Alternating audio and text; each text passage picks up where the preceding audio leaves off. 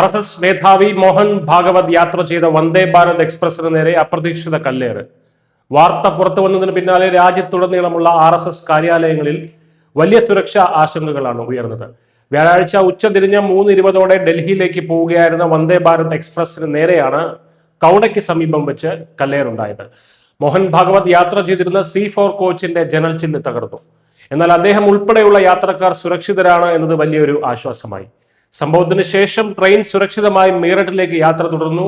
ഉന്നതതലത്തിലുള്ള സുരക്ഷാ മുന്നറിയിപ്പാണ് ഇതിന് പിന്നാലെ റെയിൽവേ അധികൃതർ പുറപ്പെടുവിച്ചത്.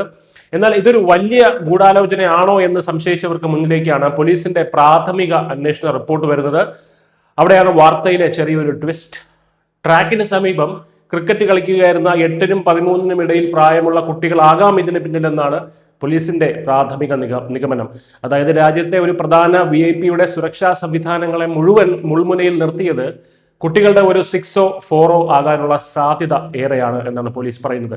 എങ്കിലും പോലീസ് ഇത് നിസ്സാരമായി തള്ളിക്കളയുന്നില്ല. അജ്ഞാതരായ വ്യക്തികൾക്കെതിരെ FIR രജിസ്റ്റർ ചെയ്ത് പഴുതടച്ച അന്വേഷണം പുരോഗമിച്ചുകൊണ്ടിരിക്കുകയാണ്.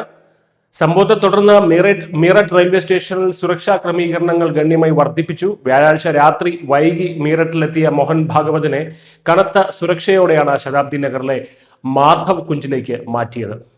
ഇന്നും നാളെയുമായി മീററ്റിൽ നടക്കുന്ന പരിപാടികളിൽ കായിക താരങ്ങളുമായും പ്രമുഖ പൗരന്മാരുമായി അദ്ദേഹം സംവദിക്കും. അപ്രതീക്ഷിതമായ ഈ കല്ലേറ് ഒരു അപകടമായിരുന്നോ അതോ മനഃപൂർവ്വമുള്ള ശ്രമമായിരുന്നോ എന്ന് വരും ദിവസങ്ങളിലെ അന്വേഷണത്തിൽ വ്യക്തമാകും. News desk India Malayalam.